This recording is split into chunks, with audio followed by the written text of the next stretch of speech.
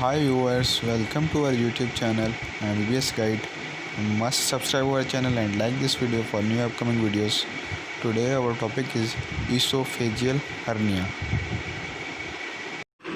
Hiatus hernia. Protrusion of stomach up through the esophageal hiatus of diaphragm due to lex perineal esophageal membrane. Perineoesophageal membrane normally holds esophagus in position. Hiatus means a break in continuity in a sequence or activity. In right side of slide there is a diagram. You will be more clear. Now look at this diagram. This is types of hiatal hernia. In first figure you can see this is normal esophagus and stomach. In type 1 hiatal hernia sliding, type 2 hiatal hernia rolling, type 3 hiatal hernia mixed. You can see difference between three of them. You can differentiate, and first one is normal. Now I am explaining the sliding hiatus hernia. It is the most common type of hiatus hernia, account for 90% of cases. Also known as type 1 hiatus hernia. It occurs when the junction between esophagus and the upper part of stomach protrude up through the esophagus opening in the diaphragm into chest cavity. It is most common associated with GERD. Risk factors are age, increase intra-abdominal pressure, smoking. Now it's type 2 rolling hiatus hernia.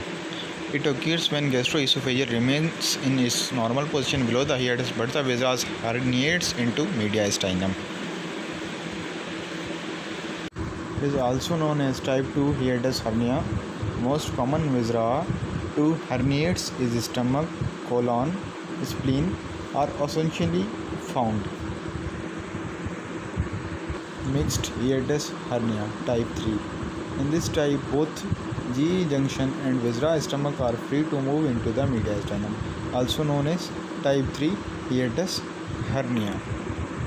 Paraesophageal hiatus hernia. It is also called rolling hiatus hernia. Majority of rolling hernia are mixed, in which the cardia is displaced into the chest and the greater curve of stomach rolls into the mediastinum. These hernias remains in the chest all the time.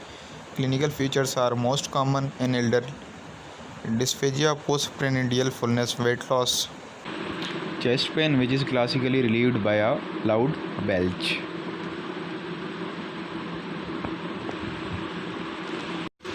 Now let's come to the investigations by which we can diagnose. First one is chest X-ray, gas bubble with air fluid level in chest and in the abdomen.